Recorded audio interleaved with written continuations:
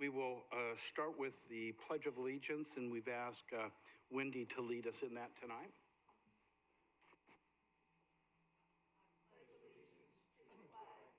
Of the United States of America, and to the republic for which it stands, one nation, under God, indivisible, with liberty and justice for all. Thank you, Wendy. This evening, would just like to welcome, I see our Landscape Review Committee almost in total here this evening. And so it's good to see members of that committee. We know that we had a presentation earlier from the MDA, and some of our board members are still here with that. So again, welcome this evening.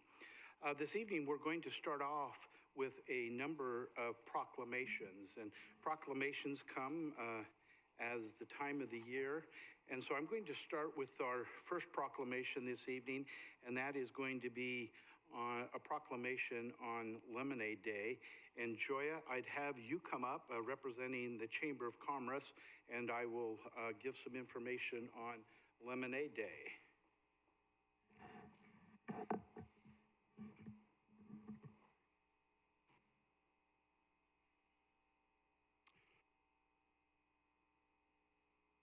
No Lemonhead? Yeah, we're going to miss our... Well, they may come. Okay. Well, we will have an opportunity later to do that on May the 4th. May 4th. Whereas Lemonade Day is a fun, free experimental learning program that was launched in Houston, Texas in 2007 and has grown from 2,700 kids in one city to 200,000 kids over 35 cities across America and Canada. And whereas there are 200 kids in McMinnville and surrounding community who have been learning how to be young entrepreneurs by opening and operating their own business, their lemonade stand. And whereas the community business leaders are supporting and encouraging these young entrepreneurs to be brave and to do big things. And whereas since its inception, Lemonade Day has provided access to the experience of business ownerships to youth from all walks of life who learn lifelong business skills and principles while learning how to make money, where they are encouraged to spend a little, save a little, and share a little. And we'll talk a little bit about that. Whereas the mission of the Lemonade Day is to empower today's youth to become tomorrow's entrepreneurs. Now, therefore, I, Scott A. Hill, Mayor of the City of McMinnville, State of Oregon, do hereby proclaim Saturday, May 4th, 2019 as Lemonade Day in McMinnville, and we encourage all citizens to recognize and encourage the efforts of our kids as they learn about being young entrepreneurs while they open and operate their own businesses.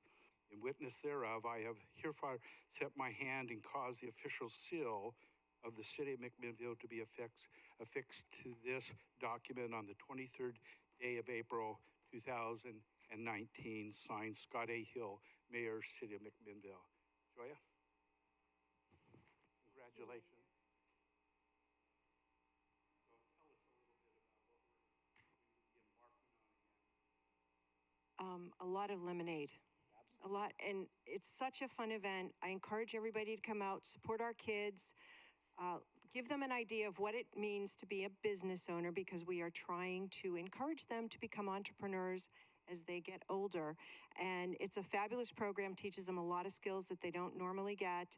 And we love it. We love the fact that the city supports it, and of course our businesses. And we thank everybody for coming out May 4th, 10 a.m. There's 200 stands, so don't miss out on some lemonade and maybe a cupcake or two.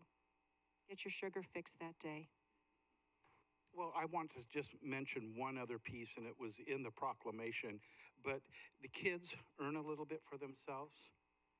They learn expenses and revenue, but most importantly, I think they pick causes that they're going to donate to.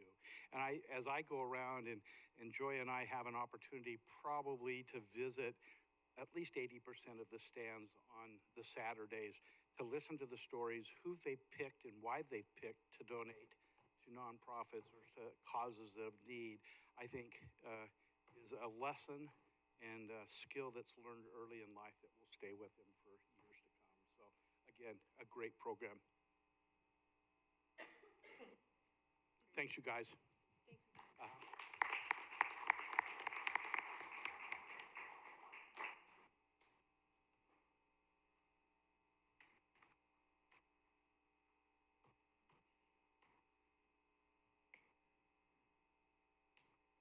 Okay, the next thing that we're going to be doing is Arbor Day. And so, Jamie, if you'd come up representing the city. And I mean, why don't we bring up the members of the committee that are here? Tim and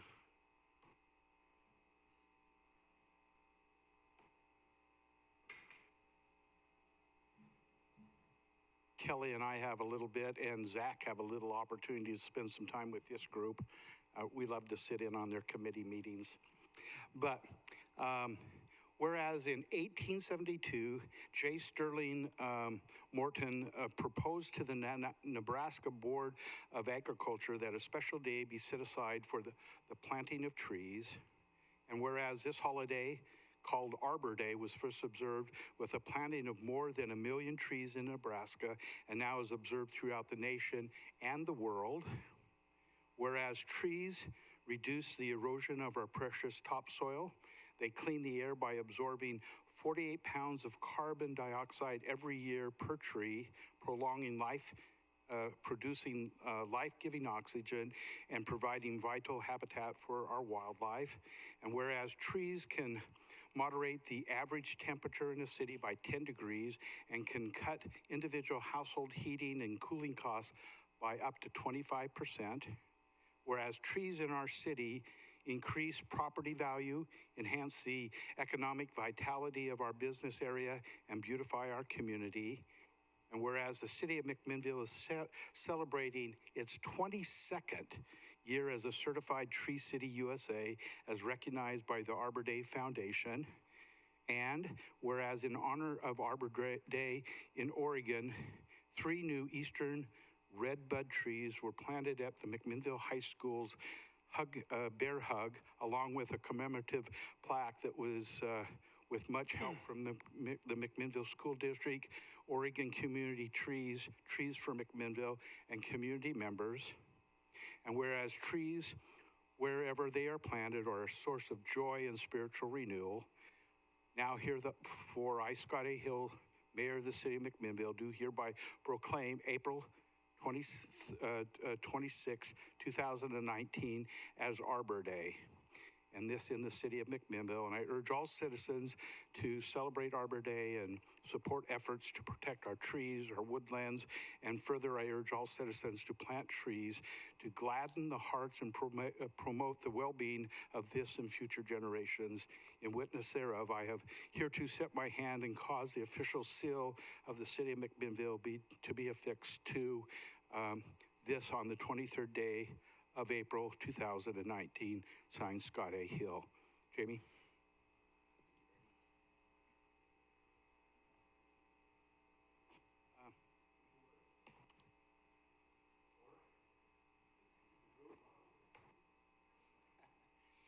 Thank you for the proclamation. As the mayor said, McMinnville is celebrating its 22nd consecutive year as a Tree City USA community, and I work very closely with the Landscape Review Committee here for the city, and I'm proud to be a part of this committee and see their dedication to promoting trees and the community forest that McMinnville is so very proud of and continues to enjoy on a daily basis. So thank you all. Thank you, Jamie. And later tonight, we're going to have a resolution that is going to put into paper our trees that are appropriate, whether they be small, medium, or large, for the streetscapes throughout the city. Well done, well reviewed. This committee is an active, good committee doing the right types of things for this community. So thank you.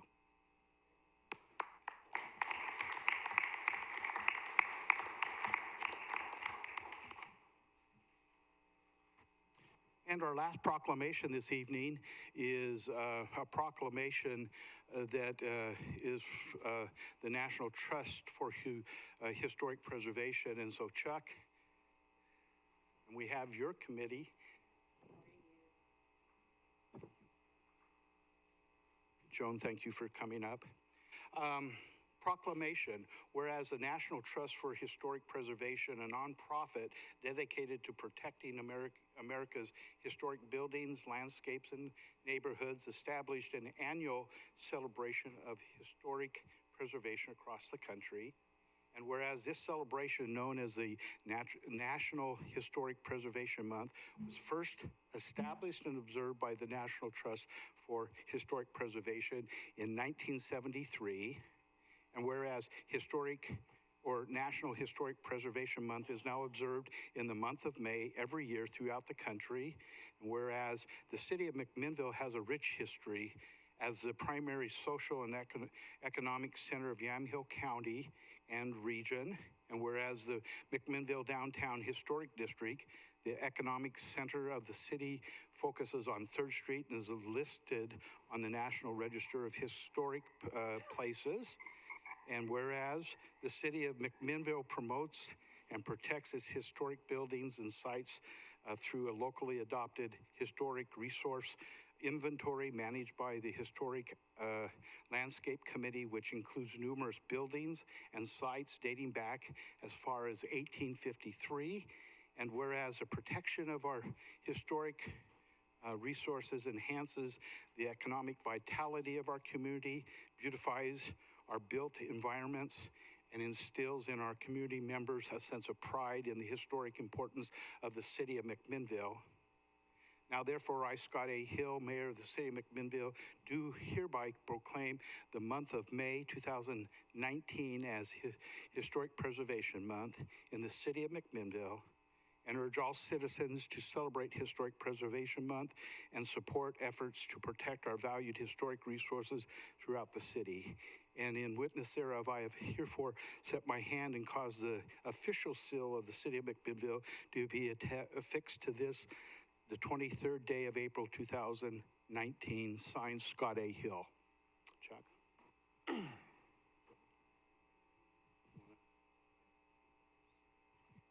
work of the Historic Landmark Committee has been to raise public awareness of the historic landmarks, architecture, homes, buildings in McMinnville, and also to identify historic landmarks. And the importance of having this preservation going on. A good example of that is the Atticus Hotel, which is beautifully knit together history of McMinnville and economic development. So I think it's a very important work that this committee is doing. I also want to, and I'm not including myself in this, commend the committee members that are on this committee. I have actually been on this committee since 1973 when it was first put together, and this is the strongest group of people that has ever worked on this committee. So, and one other thing, I think we have this walking tour book, and if any of you have guests this spring, this summer, and want to show people around and talk about the buildings that are not only in the historic district but throughout, pick it up, and you'll have vast amount of knowledge, and your guests will just love it. I can tell you that. I've taken several groups on tours, and people just love knowing about the city and who was involved and how it got here and where the flour mill was and where the horses stayed and all of this stuff. So, and also our meetings are open and you're all welcome to attend. Thank you, you too.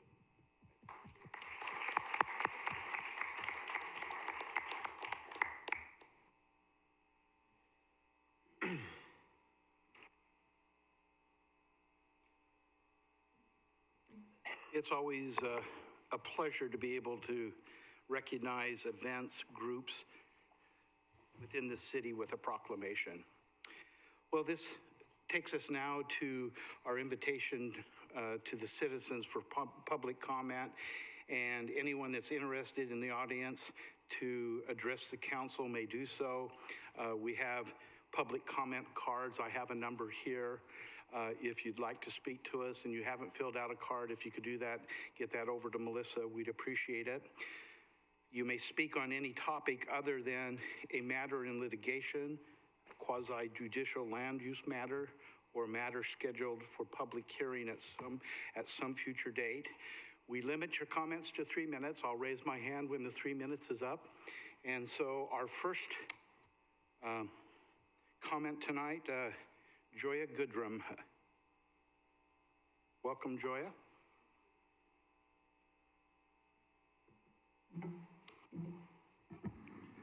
Good evening, Joya Goodrum, President and CEO of the McMinnville Area Chamber of Commerce at 417 Northwest Adams Street here in McMinnville. Good evening, Mayor, councilors, guests. I want to thank you for listening to the concerns of your business community at last council meeting. We have had many businesses over the past 2 weeks express their desire for change and anticipate you will take the necessary action to address the concerns expressed to you. Upon looking over tonight's agenda, we are happy to see that the business license fee discussion is not being considered. As we have discussed with many of you, we will be not endorsing that fee. And lastly, we want to thank the city for supporting Lemonade Day. With the proclamation this evening, we have 180 kids that have registered and expect to exceed the 208 that participated last year. As you know, this program helps grow the next generation of entrepreneurs.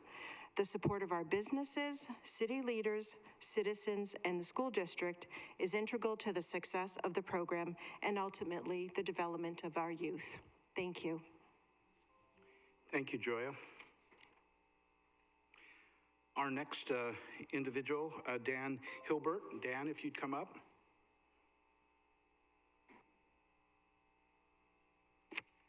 Good evening. My name is Dan Hilbert. I reside at 875 Northeast 19th Street. Tonight I had just a small favor to ask of you, City Council. I'll only take a couple of minutes. I'm asking that the City of McMinnville grant equal status to those of us who have no religion. Under the current roster of protected statuses, it does not include people that do not have any religion. I would like to add just 3 words to that. Or no religion. The City Council decides that it's right and just, then they will be only the 3rd city in the nation to recognize that non-believers should be in the protected status. Just recently, the Portland City Council unanimously agreed that non-believers should have the protections against discrimination in a variety of services such as public accommodation, employment opportunities, and public housing. As it stands now, a judge could decide, using his or her discretion, whether or not atheists or non-believers are in the protected status. Such a case could ultimately end up in the Supreme Court. This change will prevent that from happening. I'm not asking for anything special, just equality in the eyes of the law. That is all I have to say. Thank you, Dan. Next, we would call on Brad Bassett. Welcome, Brad.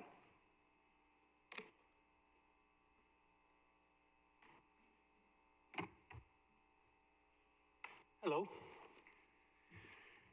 Thanks for taking time to hear me. I'd like to address the council regarding the ruling made by the Ninth Circuit Court of Appeals regarding sleeping outside and homelessness. Reading through the decision, it is clear to me that the issue is with stopping people from sleeping outside when no other shelter is available. The issue in McMinnville isn't sleeping outside, but sleeping in tents and RVs in a camping way. If the city refuses to delineate the difference between homelessness and and camping, how will we stop random visitors and tourists from parking their RV or tent on 3rd Street or other areas that would be quite desirable for anybody willing to camp? I would like to read a section of it to you that I think makes it pretty clear the delineation between camping and homelessness. It says, our holding is a narrow one. This is from the Martin v. City of Boise. Our holding is a narrow one. Like the Jones panel, we in no way dictate to the city that it must provide sufficient shelter for the homeless or allow anyone who wishes to sit, lie, or sleep on the streets at any time and at any place. We hold only that so long as there is a greater number of homeless individuals in a jurisdiction than the number of available beds in the shelters, the jurisdiction cannot prosecute homeless individuals for involuntarily sitting, lying, or sleeping in public. That is, as long as there is no option of sleeping indoors, the government cannot criminalize indigent homeless people from sleeping outdoors on public property on the false premise they had a choice in the matter. We are not alone in reaching this conclusion, as one court has observed resisting, I'm going to stop there and move on to, we are not alone, as one court has observed, resisting the need to eat, sleep, or engage in life-sustaining activities is impossible. Avoiding public places when engaging in this otherwise innocent conduct is also impossible. As long as the homeless plaintiffs do not have the single place where they can lawfully be, the challenge ordinances as applied to them effectively punish them for something for which they may not be convicted under the 8th Amendment: sleeping, eating, and other innocent conduct. I'd like to point out that it is quite different what's going on Dustin Court and Marsh Lane. We have people that are sleeping not outdoors, they're sleeping in RVs. To me, that's a pretty clear difference between camping and what this talks about sleeping outdoors. One of the comments they placed underneath said, naturally, our holding does not cover individuals who do have access to adequate temporary shelter, whether because they have the means to pay for it or because it is realistically available for them for free, but who choose not to use it. Nor do we suggest that a jurisdiction with insufficient shelter can never criminalize the act of sleeping outside, even where shelter is unavailable. An ordinance prohibiting sitting, lying, or sleeping outside at particular times or in particular locations might well be constitutionally permissible. From what I've read in the newspaper, you guys are stating that there's nothing that can be done about this because they're allowed to sleep outside. But to me, they're not sleeping outside. We have people in tents, we have people in RVs. I'm not seeing people sleeping outside, and I think it's a clear difference. Camping is something that can be done inside, camping it can only be done outside. Thank you. Thank you, Brad. We'll talk later. Okay. Aiden Bassett. Aiden's been before us before, so it's good to have him back.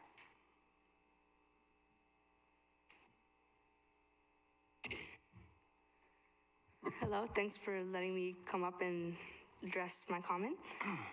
I'm going to be speaking on homeless. Homeless are a huge problem in Oregon, most of all McMinnville. Homeless even physically threaten business owners to get free food. And what does the city council do about it? No citizen of McMinnville should feel threatened. The council's job is to serve the citizens of McMinnville. Do you, the council members, believe that this is being accomplished? Mr. Mayor and councilors, I'd like to know when I can have my park back. Thank you.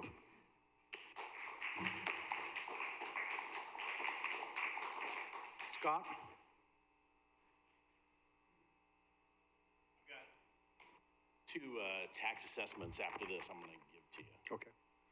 My name is Scott Thorkelson. I'm a manager of the Fastenal store back in the industrial park. And a couple weeks ago, I was going out to lunch with another manager, and we were going down Riverside, and he goes, "Holy cow, I am so glad I didn't move to McMinnville."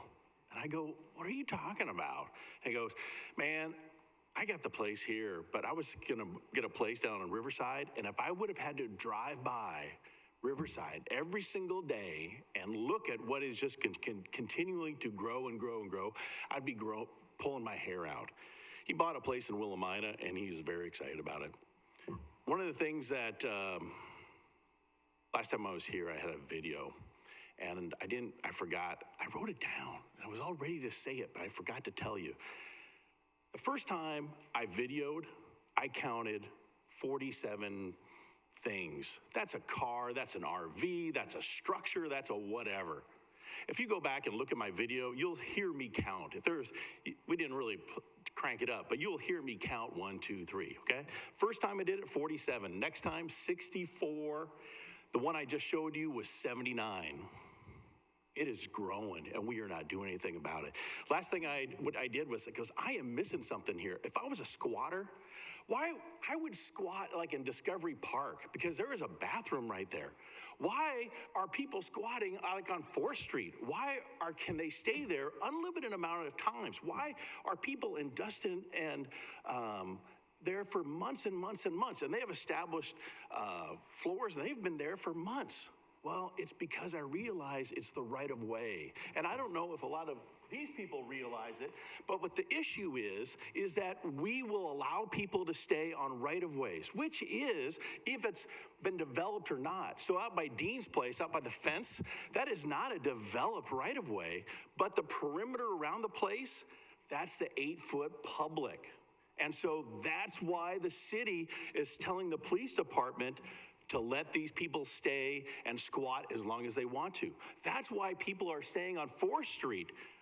Sum it all up, any perimeter property, any sidewalk, anywhere in McMinnville, you can stay unlimited amount of time and the police will always allow you to do so.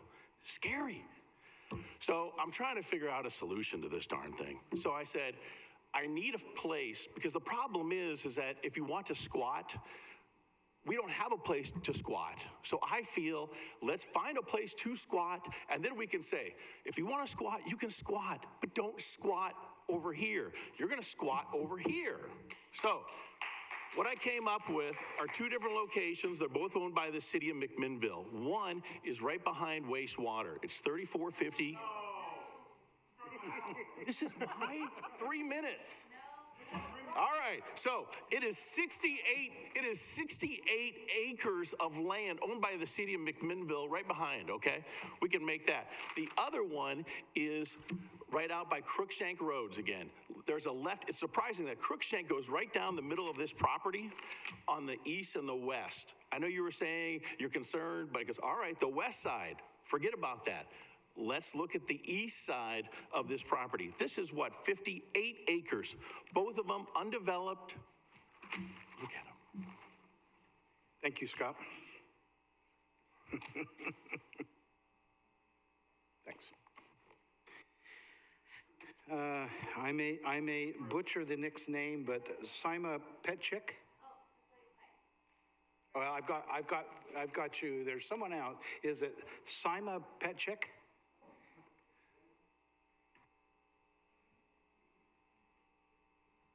Welcome. Thank you. My name is Simona Propchuk. Thank you for taking the time to listen to me. I'm going to talk to you guys basically as a mom. We moved out here to McMinnville from Dundee because of the schools, because Newburgh High School offers better choices for my children, my older children, than Newburgh did, especially like the ISA program. We've been here a couple years, and I can't take my kids to the park anymore.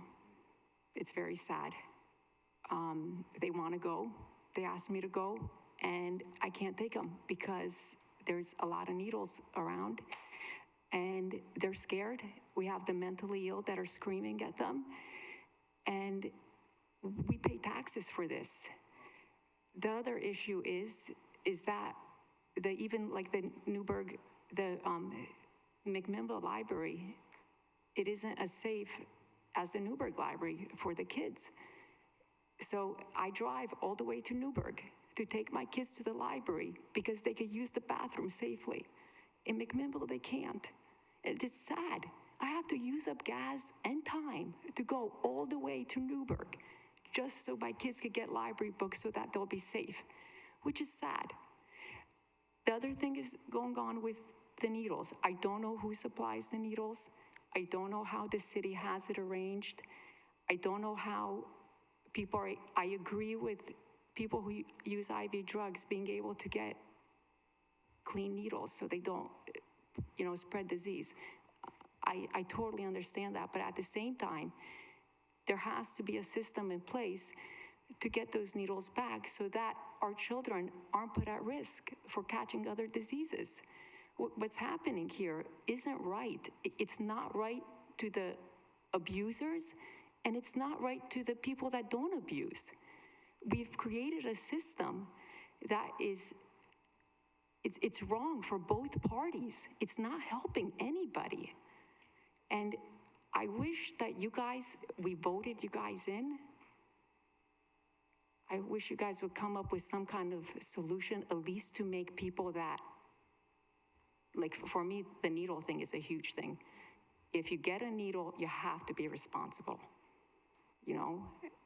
That's common sense to me. That's all I have to say. Thank you. Priscilla Pike?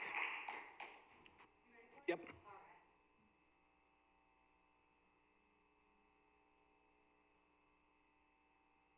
Welcome. Hi. Thank you for allowing me to speak. I'm Cecilia Pike. I live on Riverside Drive, so I've seen this homeless camping RV, whatever problem that we're calling it, from the beginning to what it is now. What we should really be calling it is a public health crisis. I have seen people defecating openly in the field that I think is privately owned. We have found needles in our neighborhood. They're openly drinking and using drugs in front of my children. We can no longer get down to Joe Dancer Park reasonably because it's been restricted to one-way traffic. If I, as a property owner, conducted those sort of activities on my own property, I would face fines, liens. You folks would pay to clean it up, and you would put a lien on my property. So why are they enjoying these privileges when I, as a property owner, don't get the same privileges? It doesn't make sense. In other states and cities where they're allowing this to go on, they are having cases of typhoid fever. So medieval diseases that have been completely wiped out are now resurging because of the lack of sanitation and hygiene. It's not fair to these people. It's not fair to me and my family. My family and I enjoy riding our bikes down to 3rd Street, where we drink, we eat, we have fun, we buy things. This summer, we won't be doing that because we cannot safely pass through this health crisis. We have been chased by stray dogs, which again, they're enjoying privileges that I would not enjoy because my dogs must be leashed, licensed, vaccinated, all of this. Their dogs are not. So I can't afford nope. So my family and I won't be patronizing local business the same way that we have in the past because we can't risk riding through that area. The livability of this community is not the same. My family and I are now considering moving out of this community. We don't have to live here. My husband's job allows us to live wherever we want. We choose to live here in McMinnville. We chose McMinnville. We have no family here, nothing. We chose McMinnville because we loved the community. We loved the feeling here. The feeling is changing. And if it's gonna continue to change, then we will have no choice but to leave. And we are good members of the community. Thank you.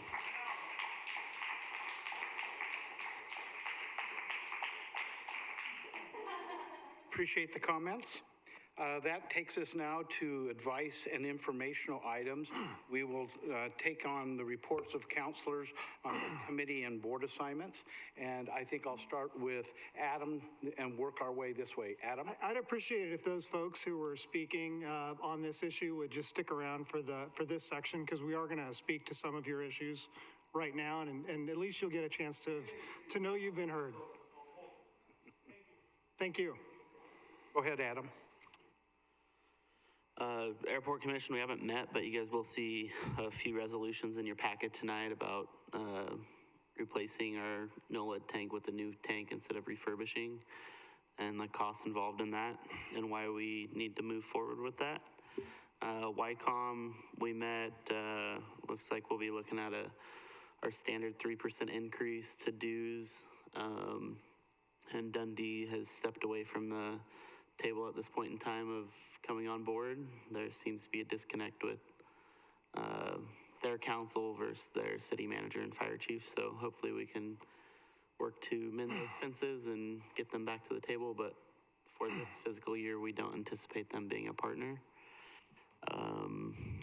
Outside of that, I don't know when else to bring this up, but I would like to have a council-wide discussion about the testimony we took last meeting and the testimony we heard tonight, and solutions that all of us could do to address that. I definitely feel that there's stark contrast on both sides, but there's also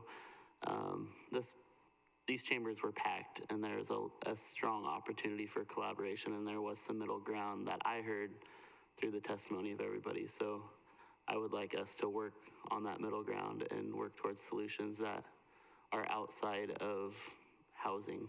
I think it's more than just housing, and I think that that's what we heard is we need to look at solutions past housing and remove the Wild West from the community around here, you know, make sure everybody's playing by rules and make sure that it's a livable, healthy environment for everyone, whether you have a house or not. Thank you, Adam. Sal? Colleagues, thank you. I have two related aspects to my report this evening. The first relates to my role on the Council of Governments and some possible changes that are coming to our regional continuum of care, which is the regional group through which the federal government distributes its funds for housing and human services. Yamhill County is currently part of the rural Oregon continuum of care, which is along with the 27 of our state's small counties. And this makes it difficult to get projects funded in this part of the valley since we're competing with those counties in Southern Oregon and Eastern Oregon for federal funding dollars. Those counties tend to band together in Southern and Eastern Oregon for project funding, and it makes it harder for us to get projects started here in this region. So Marion and Polk County are proposing to set up a new tri-county continuum of care along with Yamhill County.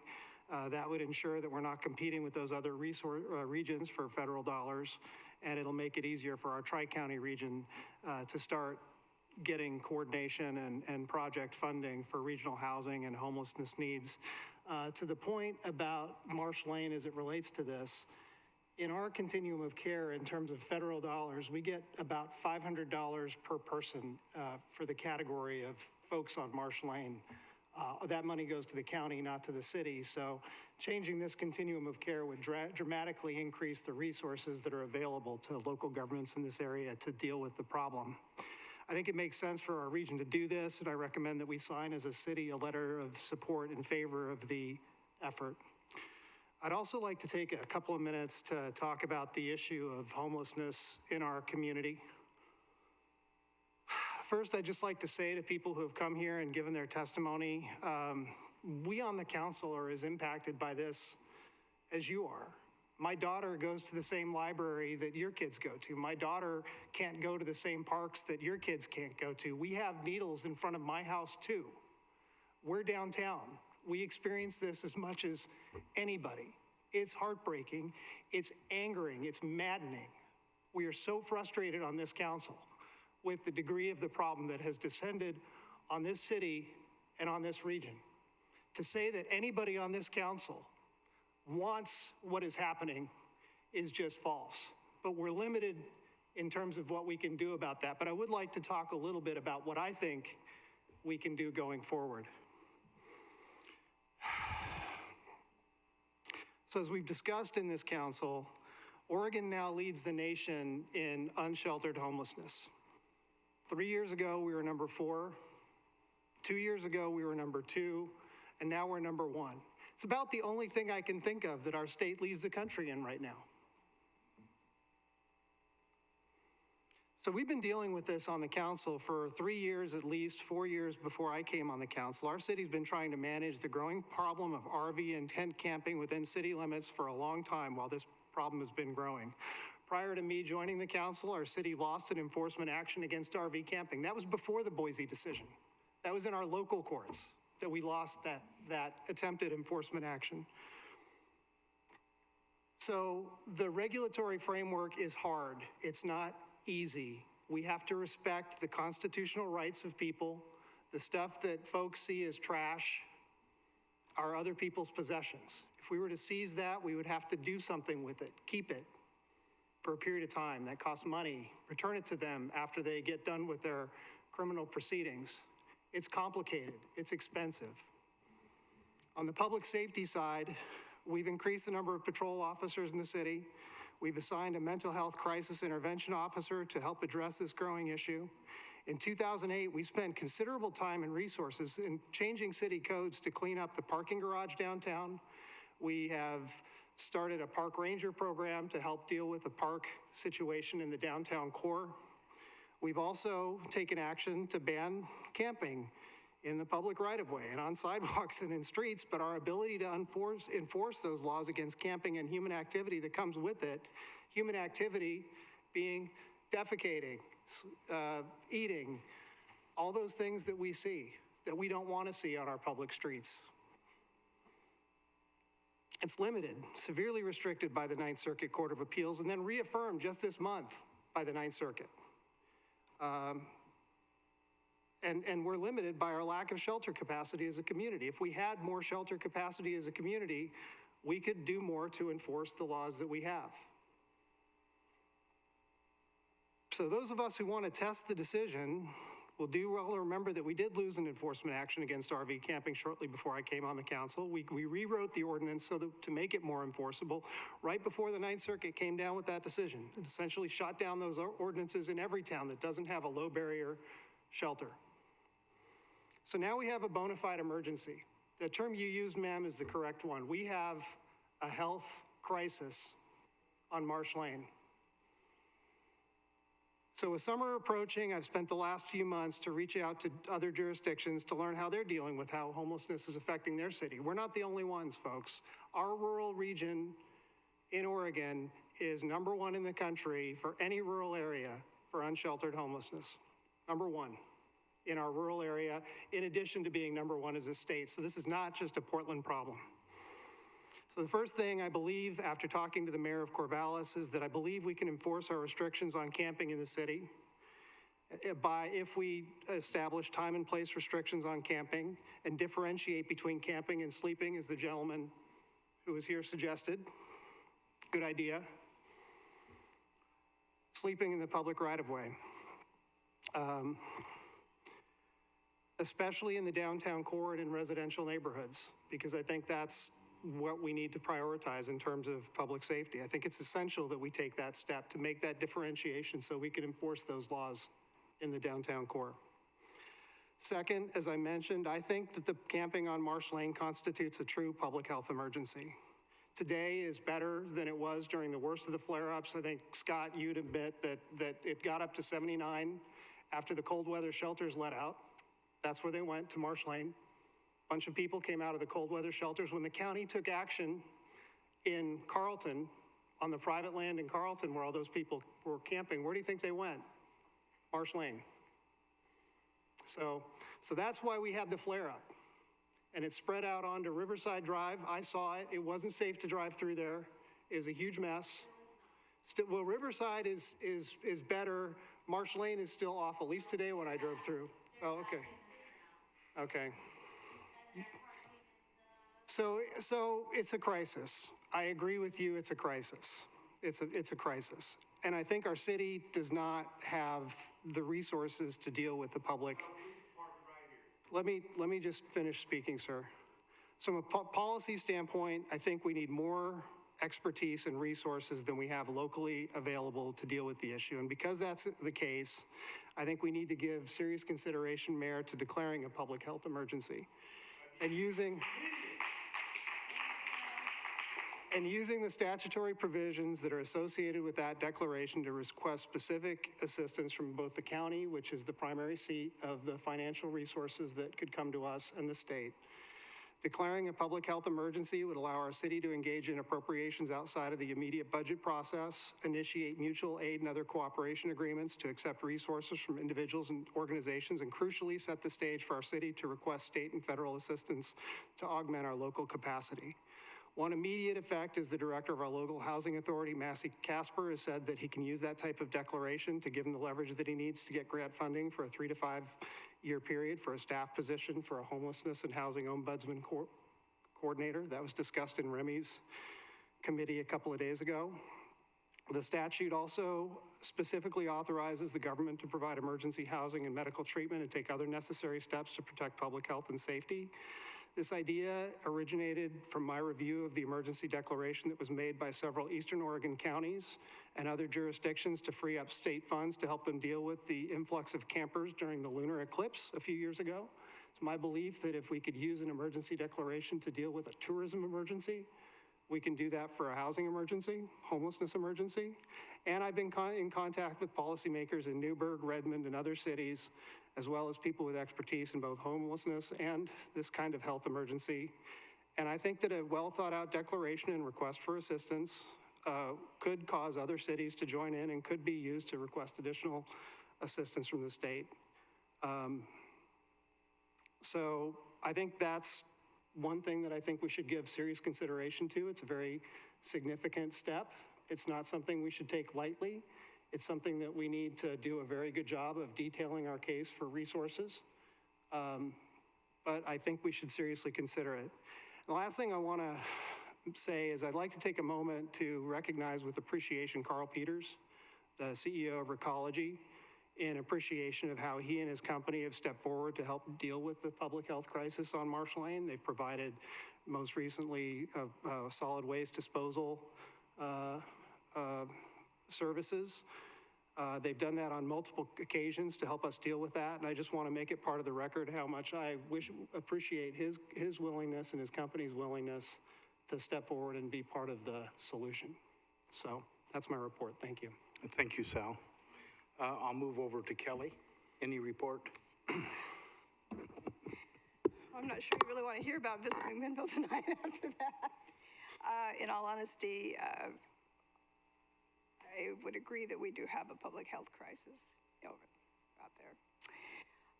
I do also feel that probably we are in line for a council discussion about this issue in depth. Speak into your mic. So, all right, some other time we need to sit down and as a council discuss this. There's been, I mean, we all are not happy about the situation. I do feel rather passionately about the public health circumstances. I attended the continuing care presentation today at the county. We don't know how the county will receive that particular information. 2 of the commissioners indicated positive reactions to doing this continuum of care, which would significantly help our area if we pulled away and joined with Polk and Marion County. We could get our dollars per person up significantly. But it all depends on efficiencies and putting the whole package together. The reason we're getting $500 per person is because we just are not presenting our case well, and we're being spread over a large number of counties throughout the state. On a brighter note, I don't know how many minutes I have left, I wanted to talk briefly about Visit McMinnville. Visit McMinnville was awarded the Travel Oregon Best Overall Tourism Marketing Award for Visit McMinnville's brand refresh in the Land of Plenty advertising campaign. We're doing good work in our destination marketing organization, which I am on the committee. Visit McMinnville secured a media piece on the UFO Festival in Daily Mail, one of the UK's top read publications. Visit McMinnville placed a full-page dynamic print in Alaska Beyond, Alaska's airline in-flight magazine, to drive interest in McMinnville as a destination. Visit McMinnville will host 5 Portland area food writers and influencers in the Mac Food Truck Fest on April 27th, 28th. I hope you're all planning to come out and enjoy that. Visit McMinnville is working with the BLM to secure their investment in outdoor recreation sports in the Nestucca River corridor, such as mountain biking trails, improved campsites, and road improvements for cyclists. Visit McMinnville is working with the arts and cultural organizations to share data and partner on projects that will make McMinnville more attractive to visitors, such as murals, arts, and events.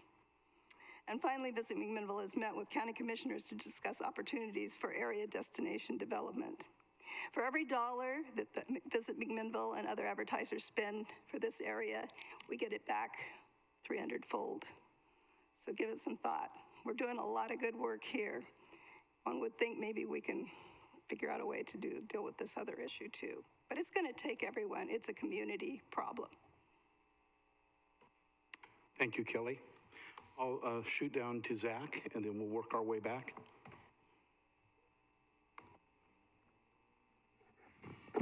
Thank you.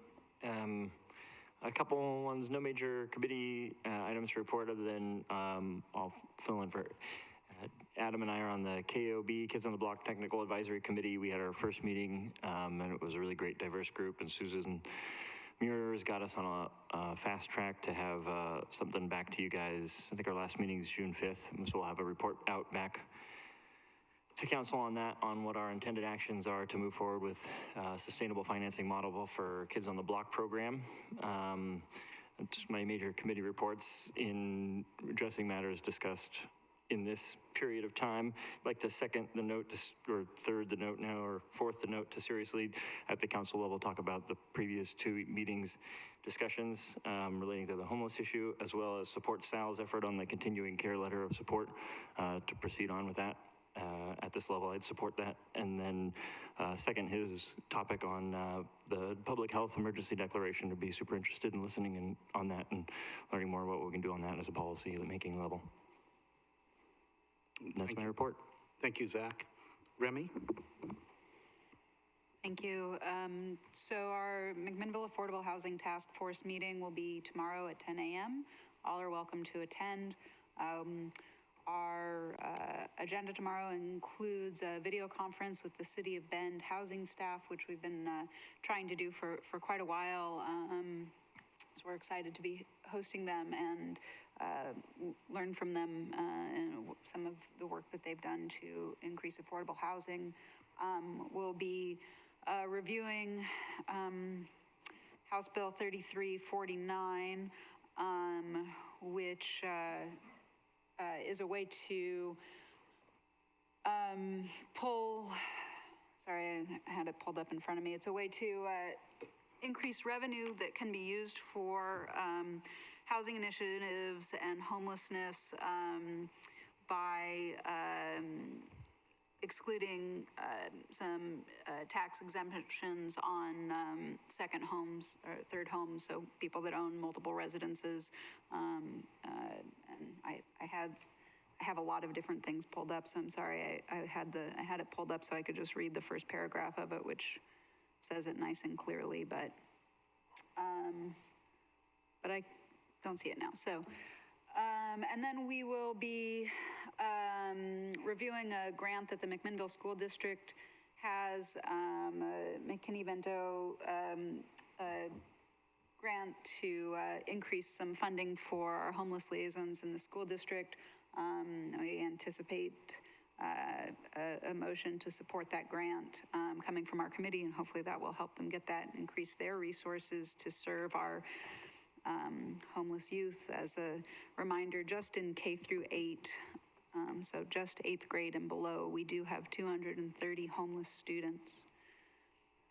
And then we'll be reviewing a floating zone update. So one of our subcommittees has been working on an RFP for innovative housing pilot project.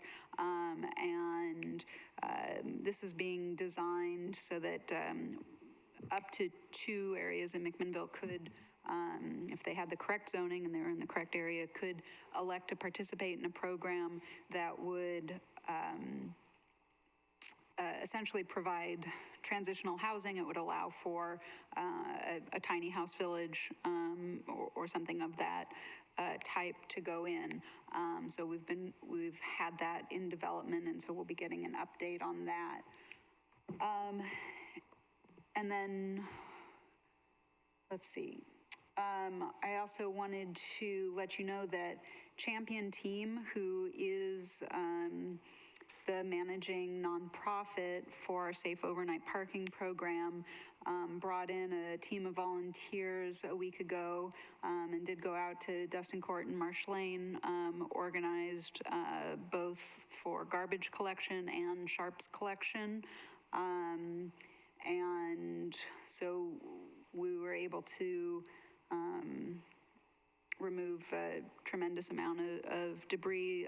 Of course, McMinnville Water and Light had just done something similar on Marsh Lane, so there was less on Marsh Lane, but there was quite a bit on Dustin Court that we were able to remove, including cleaning out toilets and working with individual families out there to help them clean up their areas.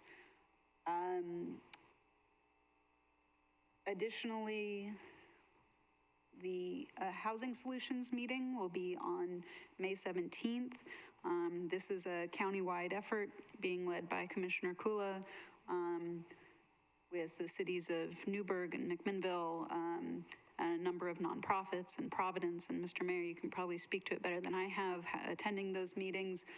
But this has been an important effort that's resurfaced in important county effort that's resurfacing because, of course, as we know and as we've heard,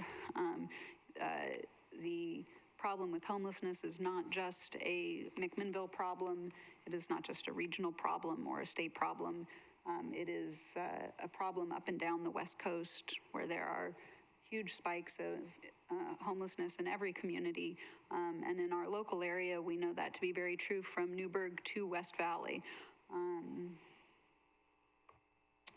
So that meeting will be happening on May 17th. And then a few days ago, we also, coming out of the Housing for Homeless Subcommittee, one idea that had started that we've begun work on is putting together a regional homeless coordinator.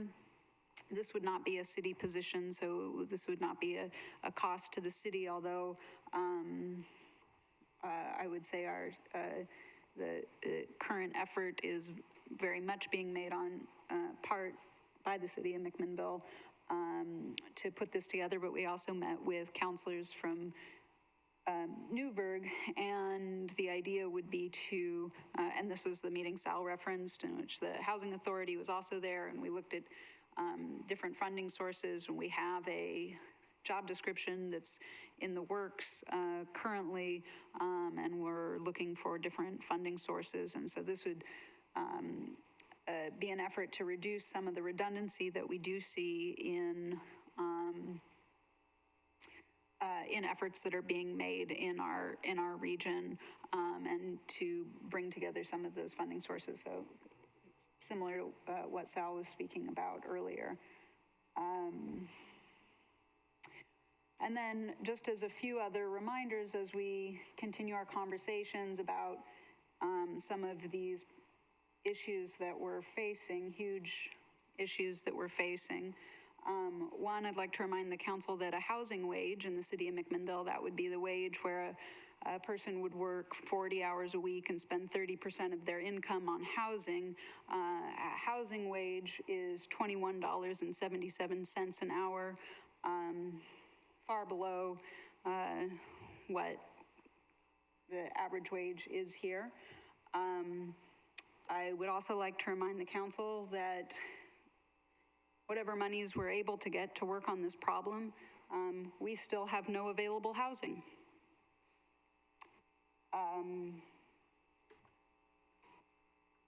Spending a fair amount of time working with members of our homeless community. I would also like to remind the council that these problems are quite diverse that they are not only about addiction, which is a huge problem and is still viewed by many as an ethical choice as opposed to a health problem, a health crisis of its own, a disease.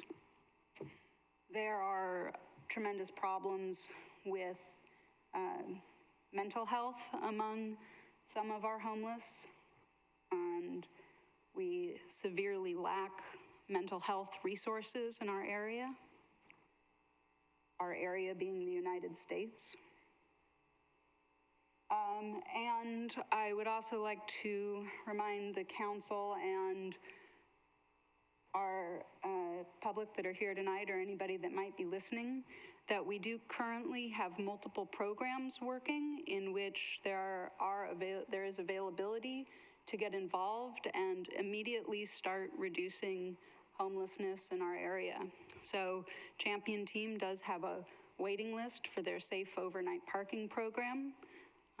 And this would pair people that are living in their vehicles with property owners.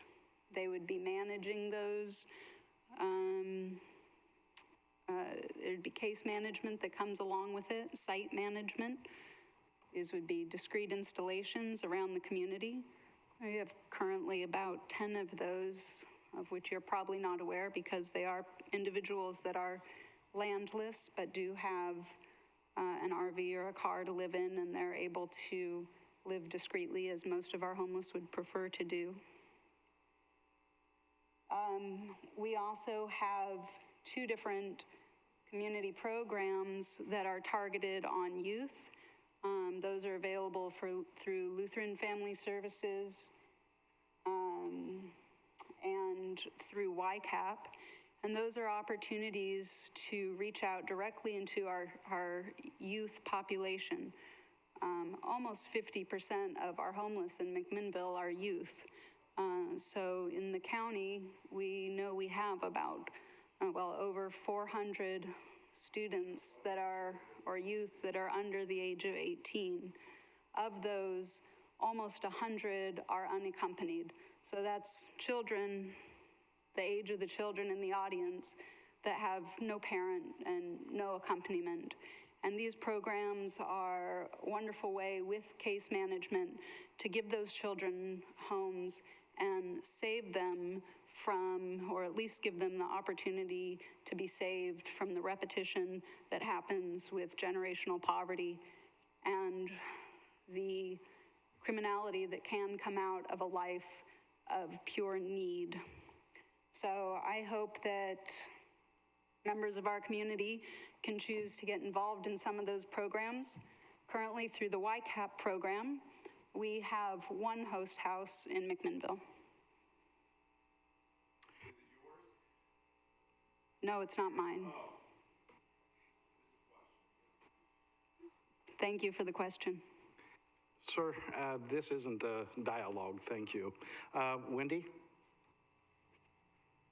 Thank you, Mr. Mayor and other councilors. I will start with my MURAC meeting, which has not occurred since the last meeting. The next meeting is the first Wednesday of the month from 4 to 5 at the Community Development Building. I'd also like to address what Sal brought up this evening and what Remy followed with. There has been a lot of work that has been done, as you guys have all heard, as our citizens have heard. I agree with what has been said tonight about the urgent need for us to address the work that has been done already, gives us options for being able to have solutions that we can send people down who are in need, but there's also an urgent need for us to make our ordinances enforceable so that we can protect other citizens. I think we're very close to being able to do that in a very assertive way. And so I would like to express appreciation to Sal for all of the research that he has done that has provided some information that enables us to have that conversation.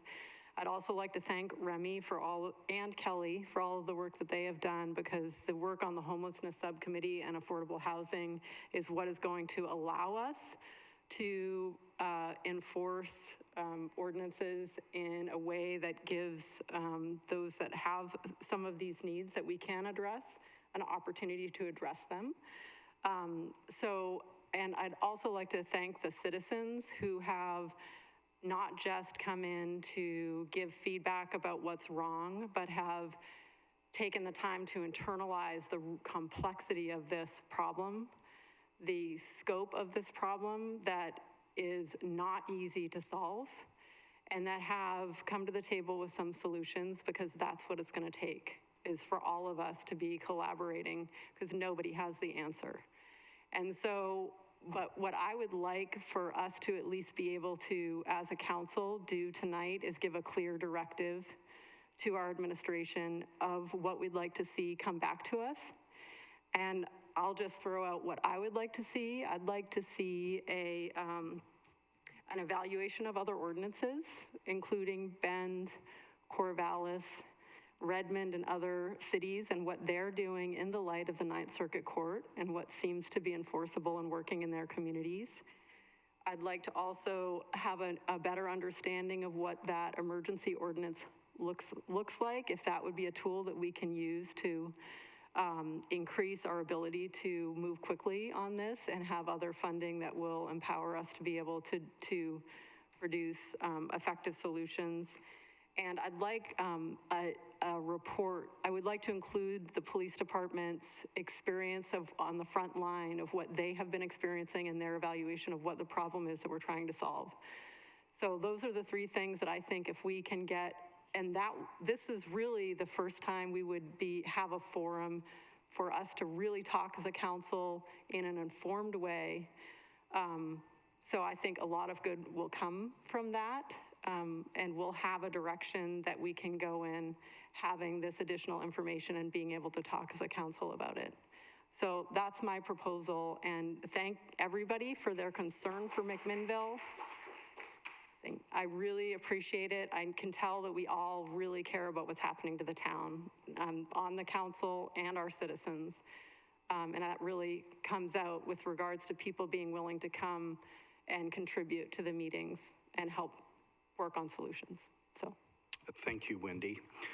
Very quickly, just a couple of things I've been involved in are what we're calling Highway 18 bypass meetings this coming Thursday. MWAC, which is the regional transportation meeting, is going to be canceled for May, but we will hold it in June. Just to touch base on an item that Remy talked about and Council President Minke talked about is our county housing solution meeting. I think we're coming up May 17th, which will be our fourth meeting.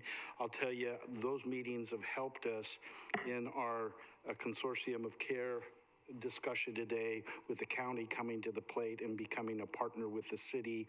I think we've made some significant headway because of those county housing solution meetings. And so I think that's a real positive from that perspective. Looking to, we've taken quite a bit of time. Usually we put about a 3-minute reporting piece on, but tonight you've heard from the council of our concerns, and typically we take input in, but tonight we've given you some of our thoughts.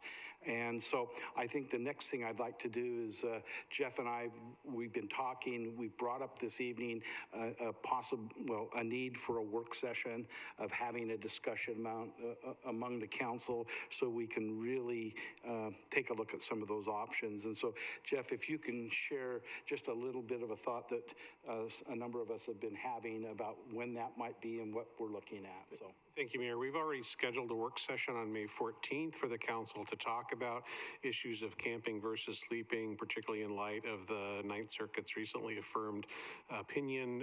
We also will be bringing forward the issue that was raised tonight regarding the possibility of an emergency declaration. So there'll be a work session already scheduled on that for May 14th.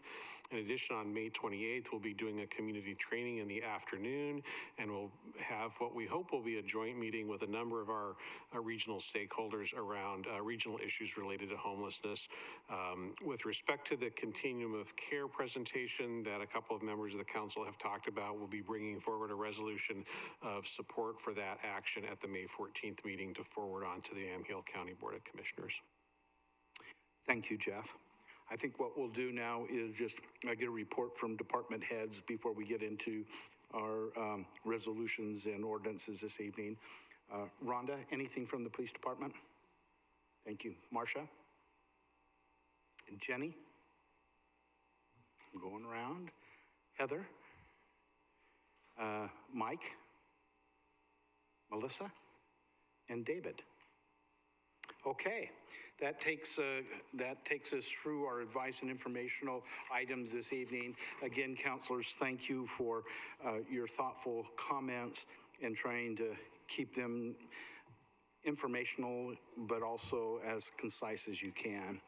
This evening, as we move into our agenda, our consent agenda this evening is considering an OLCC liquor license request from Full On Premise Commercial for the Farmers Lunchbox LLC DBA Conservatory Bar located at 830 Southeast 1st Street. Is there any counselor that would like to have anything taken off of our consent agenda this evening? Hearing none, I'd ask for a motion. So moved. And a second? Second. Kelly, and then Wendy has seconded. All those in favor of moving the consent agenda or approving the consent agenda, please indicate by saying aye. Aye. Aye. Any opposed by saying nay? The consent agenda this evening has passed 6-0. We have a number of resolutions this evening. First being resolution number 2019-26, a resolution replacing the previously established street tree list, which was resolution number 2016-22, with a new list of recommended, conditionally permitted and prohibited street trees for the city of McMinnville. We talked just briefly about that during our Arbor Day, but we'll turn it over to Jamie to bring us up to speed on that. Jamie? Thank you, Mayor and councilors. I'll refer you to the staff report that's in the meeting materials in front of you. But in short, the Landscape Review Committee over the past several months has been working towards updating the approved street tree list, or the recommended street tree list for McMinnville, in order to provide a more informational list, a more user-friendly list, a more comprehensive list in the hopes of providing more diversity to the urban forest of McMinnville, and to do a better job of anticipating and avoiding conflicts with public improvements that we've been seeing so much of recently. The Landscape Review Committee at their last meeting voted to recommend approval of the street tree list by the City Council, and as such, staff also recommends approval of the resolution. Thank you. Thank you. Any questions or comments for Jamie? If I could comment? Go ahead. I just think this is a marvelous document, and you've done a beautiful job of providing very good information in very succinct manners. I really greatly appreciate the Landscape Review Committee. They do great work, and I think this is an example of it. Thank you. Thank you, Kelly. Any other questions or comments? Go ahead, I Wendy. also just have a comment. I love it. I mean, it's so accessible, not being someone that has enjoyed all the background of the meetings. I think I'm going to use it for my yard trees too. It's just so much more user-friendly than the other one was, just being a list. And I think that that's going to make a huge difference for people being able to select trees that are appropriate for their location. So well done. Thank you. That's one of the goals, is to be able to help people select the right tree for the right place. Remy? So what if, for instance, I don't see where it is here, but I noticed that some of the trees that have been removed were like fruiting trees, right?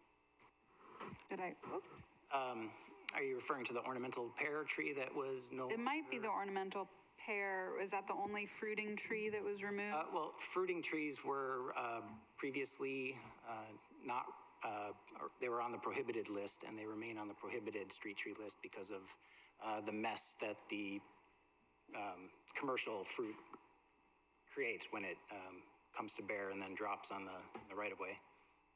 Could you maybe give her an example of like the oak trees or something that we were talked about about a month ago? In the staff report, it notes that the ornamental pear tree is no longer, it was previously a recommended street tree, but has been left off of the list in this update because the ornamental pear tree in particular has structural issues that create weak branching patterns, and in a number of neighborhoods where we have those trees as street trees, we've seen widespread breakage and damage, causing a considerable concern for safety in the public right-of-way. And so as a... Where they have a tree though, and it's not working out and people have come and testified, you provide an alternative for replacement when those trees have to be replaced. One of the Landscape Review Committee creates street tree improvement plans when there are identified problems like the ornamental pear trees that will allow replacement street trees of a more suitable variety. But there's no trees with edible that are allowed currently? Not the commercial fruiting and commercial nut producing trees are prohibited on this list as they were on the previous list. Now, those can be in your yard, but for they can't be street trees. As street trees in the public right-of-way, that's correct. Okay. I like the accessibility of the document as well. And then the other thing I noticed, I think there were about 4 of these were native, but the list, there must be, I don't know, how many are on here?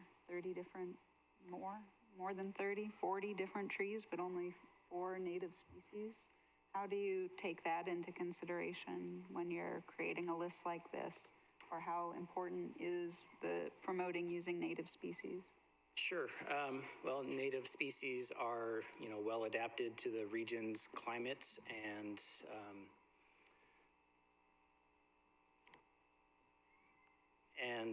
as we were going through, and as the committee was going through identifying and looking at the tree species to include on the list, there was a big discussion about native trees, in particular, like native oak, native ash trees, and there's, for example, the native ash. Ash in general have a susceptibility to ash borer insect, and there's some concern that if ash borer becomes prevalent in the community, it's fairly limited to the Midwest and East Coast at this point, that it could threaten the native ash. And so that was an example of one that we left off the list because of a potential impact by insect damage. But other trees may not have met the characteristics of having a single trunk or bore too much fruit, or made produced a mess in the public right of way that it may have led to more maintenance or more issues. So the committee was pretty selective in choosing trees that were appropriate and met the criteria that had been set forth for street trees. So would you say, when you're kind of looking at this document, that if you were to read the categories left to right, minimum planter width, under wires, mature height, canopy width, tree form, flowers, fall color, native, that was kind of the, that would mimic how I'm trying to figure out kind of how you got to the list that you got to and what was important criteria for you. And so, and my question is specific to the native species because of course, you know, it seems to me common sense that you would promote native species. Well, of course, we can't go through them exhaustively here. So that's why I'm just trying to understand kind of how you set up or what your, like, how you ranked things in terms of importance just in creating this. Sure. Yeah, I think that certainly some of the physical limiting characteristics of the planter width being able to support certain size trees was one of the primary considerations. The height and mature size of the trees is a limiting characteristic for selecting the right tree for the right place that we had to consider. And so suitability for under the wires or the size of the trees. And moving past some of those physical limiting characteristics, we got into some of the characteristics that you would then be able to select a tree based on the characteristics of the tree that you're looking for. So whether it be you want a tree with a great fall color, that's on the list. If you want a tree with a particular bloom time or bloom color, that's on the list. If you want a particular tree that's a native tree, that's on the list. So once we get past the kind of the physical limiting factors, then it provides the information to be able to select. Okay. And my last question is just that once this is approved, as I'm assuming it will be, then, so what happens with trees that aren't on the list now? Are you gonna go back and try to get those trees actively removed and, no? No, Okay. no. And does this have any bearing on any of the other conversations that have happened about the downtown trees? Conversations regarding? Well, 3 months ago or so, there was some conversation in here, questions that were in regards to, you were gonna bring in an outside arborist to do some consulting. Oh, as part of the 3rd Street streetscape? Yes. Project? Yes, well, that's been done separately, but certainly, you know, looking forward down that project, if new street trees become necessary on 3rd Street, then certainly they would be pulled from this list. Okay, that's it. Thank you. Any other We'll questions? leave you alone. Sal? Just have one quick comment. The only kind of tree we have on this list that I have ever gotten complaints about from residents is the ginkgo biloba tree. And it's because of the stench of the fruit when it drops. And I just am curious and slightly disappointed that the tree made the list again this year. So just that's the only comment that I had.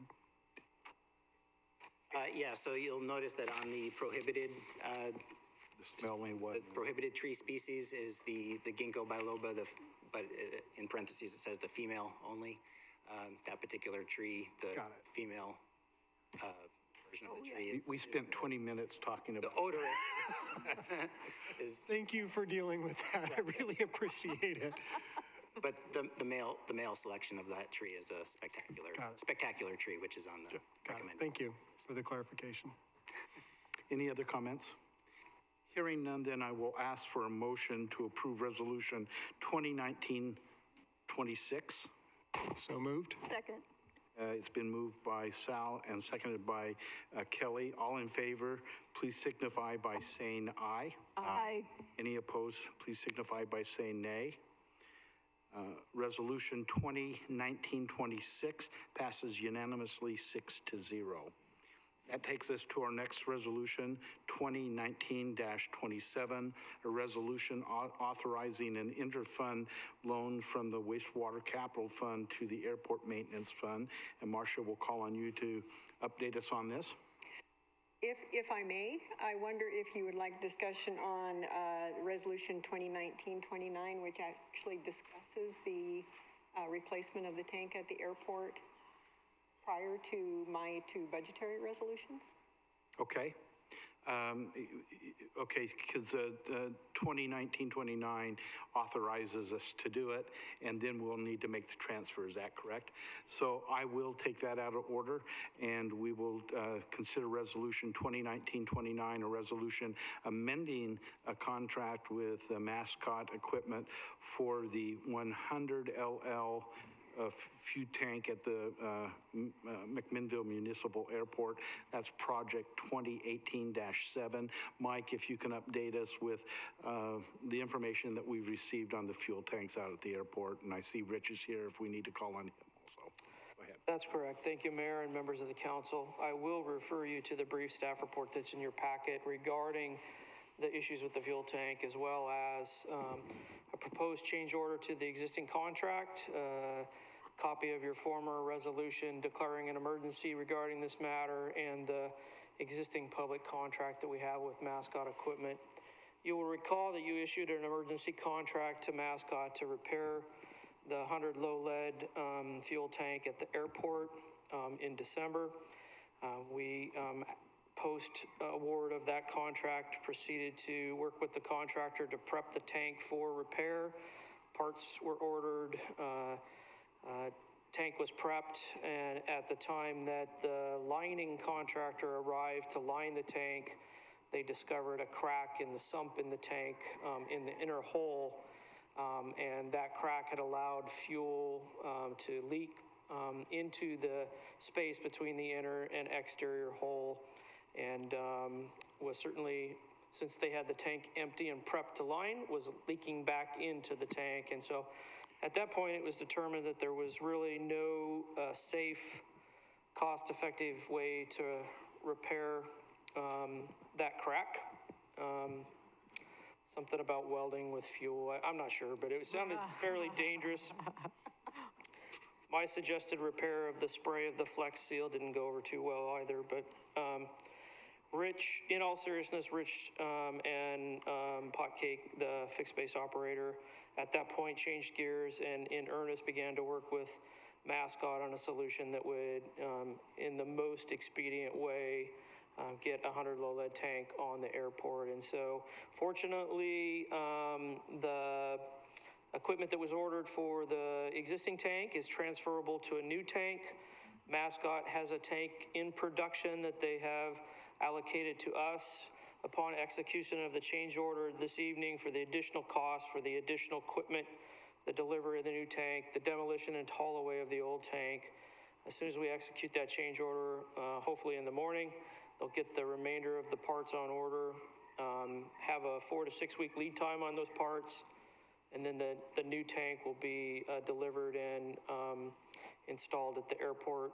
They're confident that without any other unexpected issues that they'll be able to deliver in the time frame that was in that emergency contract you originally awarded. So Rich is here this evening. I'd like to publicly thank him for his work on this. It's been a complex, complicated, difficult project, and it certainly has a huge impact to users at the airport, and we recognize that. But Rich and his work with Mascot Equipment have us, I think, feasible, affordable, given the resolutions you'll hear from Marcia, a solution that does provide us new infrastructure at the airport that'll have a 30-year warranty. So with that, unless there are any questions of me or Rich, the staff would recommend that you adopt that resolution authorizing the change order to Mascot Equipment's contract.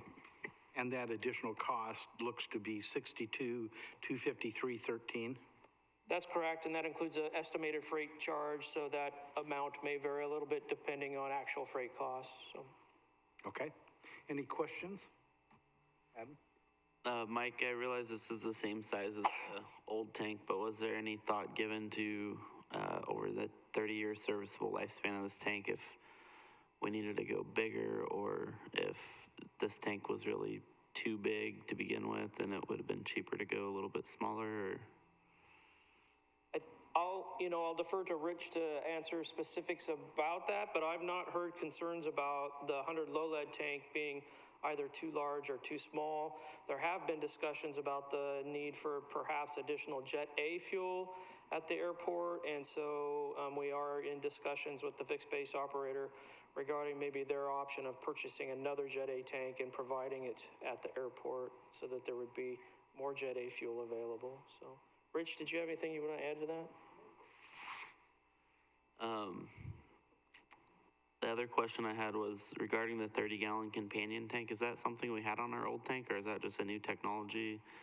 Is it obviously needed, I'm guessing, but what's the benefit? I'm not going to wing that. I'm going to let Rich explain to you what that 30-gallon containment tank does, and it allows us to, out of the sump, recover fuel, and we're not wasting fuel like had been happening in the past. So. That's correct. What it does is every day they have to sump the tank, which is basically separating fuel and any water that might be in there. Well, in the past, we had no place to put that. So this reclaimed tank allows us to basically refilter that fuel and use the fuel and put it back in the new tank. So there's no extra fuel laying around or anything like that. So it's pretty important to have Awesome. That's it for questions on my end. Okay, Adam, any other questions? Hearing none, then, again, we're on resolution 2019-29. Do I have a motion to approve? So moved. And a second? It's been moved by Adam and seconded by Sal. All in favor, please indicate by saying aye. Aye. Aye. Any opposed signify by saying nay. Resolution number 2019-29 passes unanimously 6-0. That will now take us back to resolution 2019-27. And so, Marcia, if this would be that inter-fund loan from the Wastewater Capital Fund to the Airport Maintenance Fund. Yes, thank you, Mr. Mayor and councilors. There are these two additional resolutions on the agenda tonight that are related to the amendment to the contract of replacing the fuel tank at the airport. The first resolution authorizes the inter-fund loan from the Wastewater Capital Fund to the Airport Maintenance Fund. As discussed by Mr. Bassett, there were unanticipated additional costs that were associated with the fuel tank. And the airport fund does not currently have sufficient resources or appropriations to pay for that additional cost. However, the wastewater capital fund does have reserve funds that are available to loan to the airport fund. The ORS 294.468 does allow the local government to loan money from one fund to another, provided that the loan is authorized by an official resolution of the governing body. So this first resolution authorizes the loan of $100,000 from the wastewater capital fund to the airport fund. I do want to point out that the loan will equal the amount that is needed for this project, and $100,000 is probably much more than will be needed. But we decided to put that in the resolution, talking with Mike about that to make sure that we provided sufficient funds as were needed to finish the project. The resolution sets the interest rate at 2.75% per annum, which was the interest rate at the LGIP at the end of March 2019. And it also provides for repayment of the loan in 5 annual installment payments of $21,680. The ORS does say that for a capital loan, which this is, that the loan has to be repaid in no more than 10 years. Looking at the funds available at the airport, we're estimating that that loan can be paid off in 5 years. Thank you, Marcia. Any questions of Marcia or comments? Wendy? Marcia, I just had a question from the side of the wastewater, the wastewater fund. Was this, are these funds for a project that is projected to happen outside of that time frame, so there's not a risk of them needing that capital before that time? Is that why we're confident we can loan those funds? I believe that's the case, but I would refer that to Mike if he has any other comments about that. Sure, it's a foundation of the council's adopted wastewater financial model that, in addition to covering anticipated operation and maintenance costs and planned capital costs, we're also developing a reserve so that at the end of the financial model planning period, 2023-24, we have a sizable reserve there that allows us to address future capital needs in anticipation with us moving forward with growth plans through the planning department's multifaceted efforts that they have underway. So the next phase, that's way out, so we're flexible with those funds because of that? Correct. Thank you. Any other questions? Hearing none, I will ask for a motion to approve Resolution 2019-27. Second. It's been moved by Kelly, seconded by Sal. All in favor, please signify by saying aye. Aye. Any opposed, signify by saying nay. Resolution number 2019-27 passes unanimously 6-0. That takes us to our next resolution, which will be resolution number 19-28, a resolution making a budgetary transfer of resources and appropriation authority for fiscal year 2018-19 in the Wastewater Capital Fund and the Airport's Maintenance Fund. And so, Marcia, if you could, it's just a continuation of our discussion. Go ahead. Yeah, so having authorized that loan from Wastewater Capital to the airport, this resolution is actually the kind of the housekeeping resolution that allows us to do that loan. So the first part is that the resolution transferring from Wastewater Capital to the airport. So in the Wastewater Capital Fund, we would move $100,000 up from the contingency in Wastewater Capital, which does leave us sufficient contingency in that fund. Move from contingency to transfers out appropriation. And then on the other side, in the airport fund, we increase transfers in from the wastewater capital and increase the capital outlay appropriation to allow the pay for the cost of the contract. So we're moving from contingency to transfers out in wastewater, and then increasing transfers in airport, and increasing the capital outlay appropriation in airport. Thank you, Marcia. Any questions or comments? Hearing none, I will then ask for a motion to approve Resolution 2019-28. So I so move. And a second? Second.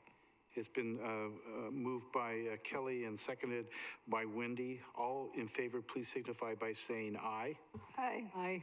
Any opposed, signify by saying nay. Resolution 2019-28 passes unanimously 6-0. That takes us to resolution number 2019-30, a resolution providing and approving a form of intergovernmental agreement, an IGA, by and between the cities of McMinnville, Oregon, and the Amity Fire Protection District. And we'll call on Fire Marshal Debbie McDermott and Operations Chief Amy McMahon to come and present to us.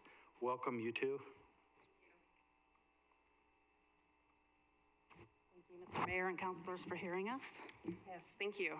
As you're aware, this resolution is the next step in the big picture regarding collaborative efforts between neighboring departments and McMinnville Fire, and increasing the service to the community. Chief Lightfoot has briefed the council about the value of these relationships in the past. Additionally, Mr. Mayor, Council President, and City Manager have been involved in some of the foundational conversations along with the Amity Rural Board.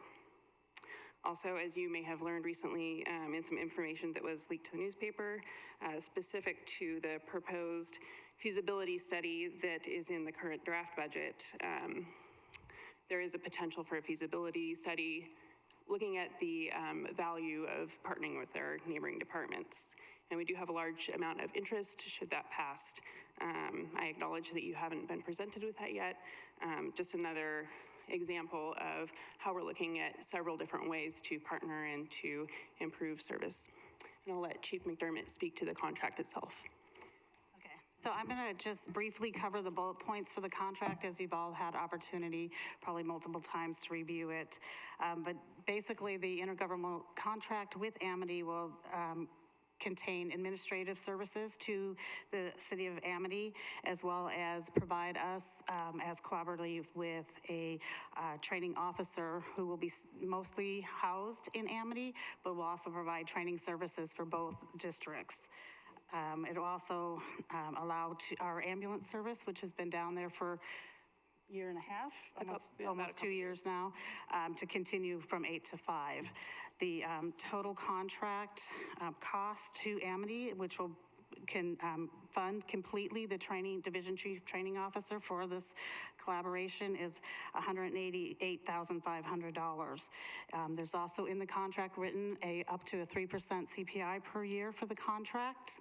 Also a 90-day out clause for both sides of the contract in case this collaboration doesn't work. Are there any questions? So we'll open it up for questions, comments. I know we've been talking about this for a number of years, and we've gone down the path of other fire districts, but I can tell you, as Jeff and Kelly and myself met with their fire board, they were very excited all the way around to merge this together. I think we've had as we've indicated, about a year and a half of having the ambulance down there and that working relationship. It's given us great coverage. It's given us a little more revenue. This gives us more revenue. So I'm very excited about that. But any other comments or thoughts? Hearing none, then, I will ask for a motion to approve resolution number 2019-30. So moved. And a second? Second. It's been moved by Adam and seconded by Sal. All in favor, please indicate by saying aye. Aye. Aye. Any opposed signify by saying nay. Resolution number 2019-30 passes unanimously, 6-0. Thank you. May I make one more comment? Sure. I'd like to publicly acknowledge Chief Leifert for all his work over the last probably 2 to 3 years to make this happen. It's been a lot of effort on his part, and pulling this off is really well, really a passion and a foresight, because as we know, I think this is going to be the future of creating fire districts, because there just can become too top heavy with administrative costs. And if we can bring that together, the end result is bringing more services to the fire district. And like I said, from my perspective, I'm very, very excited. So thank everybody involved. Thank you. Thanks, Debbie. Amy. Okay, that takes us to an ordinance this evening, our only ordinance, and this will be the first reading with a possible second reading of ordinance number 5068.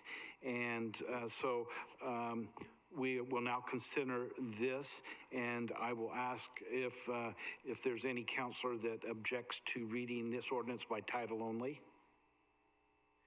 If not, David, would you read the first reading of ordinance number 5068 by title only?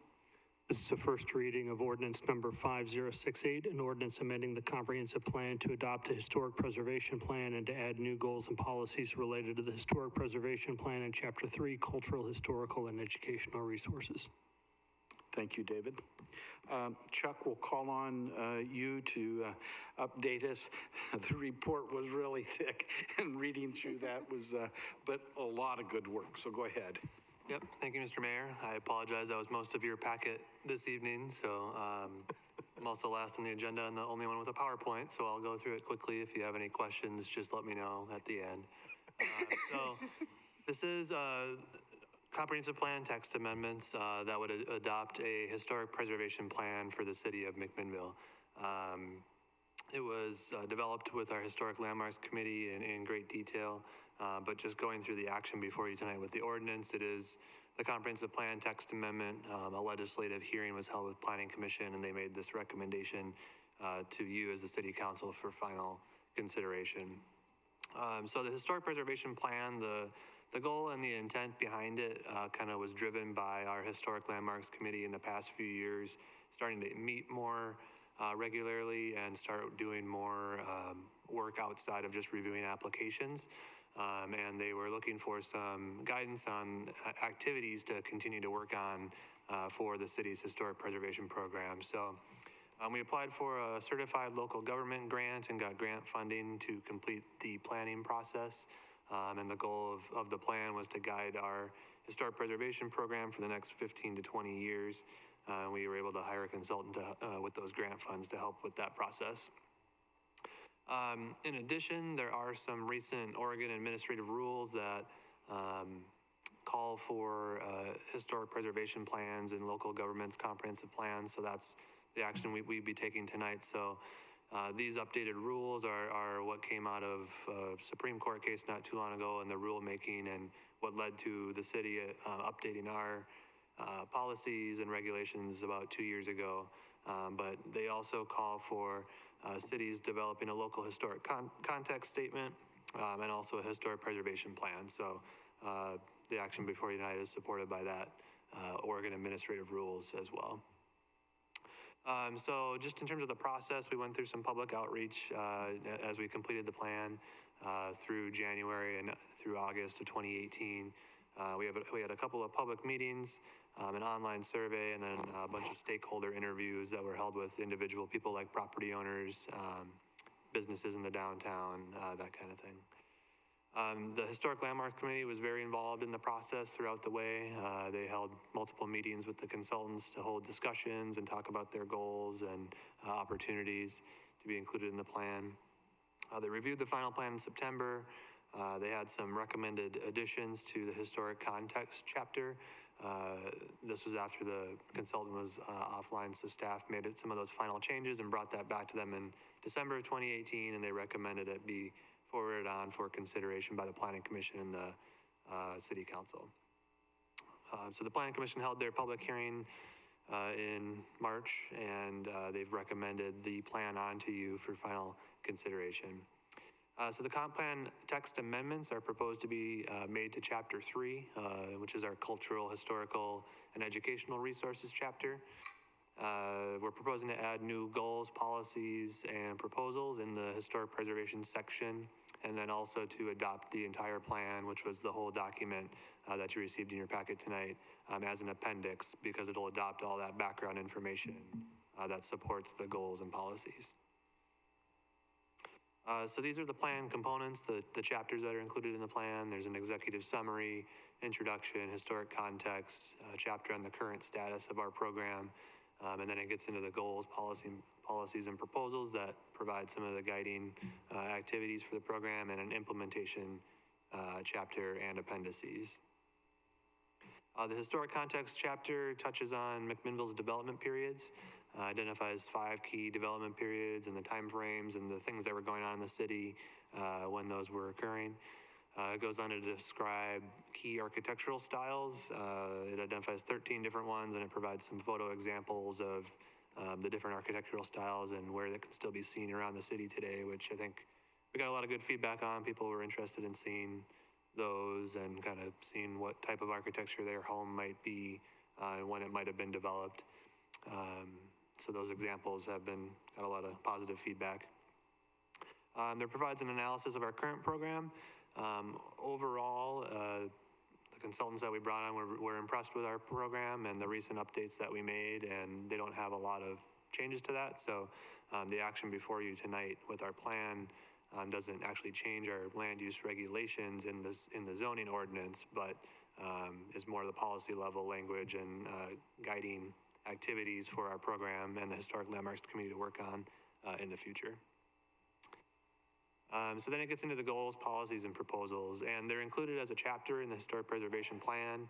They're also proposed to be added to Chapter 3 of the Comprehensive Plan, so that's why you see the multiple different references to the number, but just quickly, the goals are to increase public awareness and understanding of McMinnville's history and its program.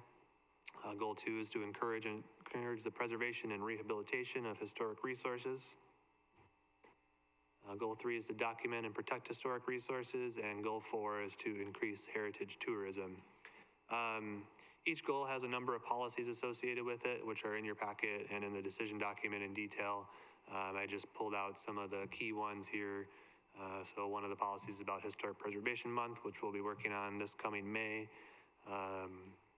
Increasing interpretation efforts of the city's resources and increasing and streamlining the historic preservation programs, media presence. Those are all things that the Historic Landmarks Committee will be working on this upcoming year. They've got a big focus on awareness for this upcoming year in their work plan. In goal 3, 4, about encouraging preservation, just promoting the incentives that we have available to people and strengthening the integration of historic preservation in the city's land use planning program. For documenting historic resources, there's some language and policies in the plan to regularly update our historic resources inventory. This is the document that has all the listed historic resources in the city, which was completed in the 80s. And so some of the information is somewhat outdated. And so there was a recommendation that we continually work on updating that information and updating that document. Creating tools to help people through design review process, and then continuing to do explore National Register nominations, specifically in one area where we completed a recent survey in the north of downtown residential area. Further, with the documentation of historic resources, they identified a number of areas of town that we should continue to do research and survey work. So some of those are called out up there. If we move forward with the adoption of the Historic Preservation Plan tonight, the HLC is going to work on starting to further some of this work, which I'll touch on in just a minute. And then the last one is related to, again, the increasing heritage tourism and working with Visit McMinnville to expand visitor awareness of McMinnville's heritage and historic resources. So the final thing is the implementation plan. It's a chapter in the plan, and it organizes all the proposals, which are kind of more the activities to do, into short, medium, and long-term goals, and that'll help the Historic Landmarks Committee as they put together their work plans every year. And they have, because this was finished a few months ago, they've already put together their 2019 work plan, and if the council moves forward with adopting the ordinance before you tonight, this is the work that they'll be taking on this year. So doing some of that survey work that's identified in some of the residential areas south of downtown this time, and continuing to explore that historic district in the north side of downtown. And then again, a lot of this other stuff is related to awareness, increasing our online presence, getting our website updated, and doing a lot of just acknowledgement and awareness of our historic resources, trying to get the word out to the community more about what is already designated and what processes we have in place. So we had some testimony received. We completed our public hearing notice process. We didn't get many comments from departments, but McMinnville Water and Light did have some comments and suggested amendments to the plan language, which were included in your packet. These were discussed at the Planning Commission, and they recommended adding a new proposal to respond to those. The amendments that they provided were focused on the provision of modern utility services to our historic buildings around town, which can be difficult as you're looking at updating some of those structures. So the Planning Commission acknowledged that, and so they, in responding to that comment from McMinnville Water and Light, suggested this proposal to work with utility providers to develop standards for the provision of modern utility services to serve historic resources and historic buildings. So that would go in underneath the goal of encouraging the preservation and rehabilitation of historic resources. So with that, staff's recommending the comprehensive plan text amendments that are included in the ordinance, and those are consistent again with the Historic Landmarks Committee's recommendation and the Planning Commission's recommendation with those couple of minor amendments. So, happy to answer any questions that you have for me. Let's go ahead and open it up for council discussion or questions for Chuck. very comprehensive, that grant. We were able to do quite a bit when we've got a little money seed money to take us forward and come out with a great. Yeah, it was good. And if we move forward, we've applied for another certified local government grant for this upcoming grant cycle. So that would be used to do some of the survey work and some of the outreach work that I described before. Okay. Hearing no comments. Just one comment real quick. I just wanted to say in the historic preservation plan, there were several sections related to different architectural styles that you find around the city. And I was just fascinated by it. I thought that was really interesting. I had no experience with that kind of area of knowledge, and just really found it very approachable and comprehensive. So someone read it, and I really liked it. So thank you, Chuck. That's good. Well, to that point, so how many different types of architectural structures we have in this community? I mean, it's not a cookie cutter approach even in the old days.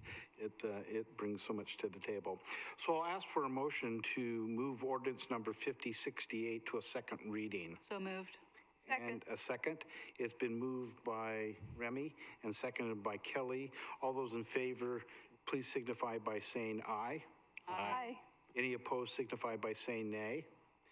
And so I'll ask the city attorney to read ordinance number 5068 a second reading by title only. This is a second reading of ordinance number 5068, an ordinance amending the comprehensive plan to adopt a historic preservation plan and to add new goals and policies related to the historic preservation plan in Chapter 3, cultural, historical, and educational resources. Thank you. I'll ask for a motion to adopt ordinance number 5068. So move. Second. It's been moved by Wendy and seconded by Kelly. And so I'll call on the city recorder to poll the council. Councilor Dropkin? Aye. Councilor Garvin? Aye. Councilor Geary? Aye. Councilor Peralta? Aye. Councilor Stassens? Aye. Council President Minke? Aye. Ordinance number 5068 is adopted by a vote of 6-0. Thank you, Chuck, and thanks for the whole department that's working on that. That is the conclusion of our meeting this evening, so I'll go ahead and adjourn the meeting.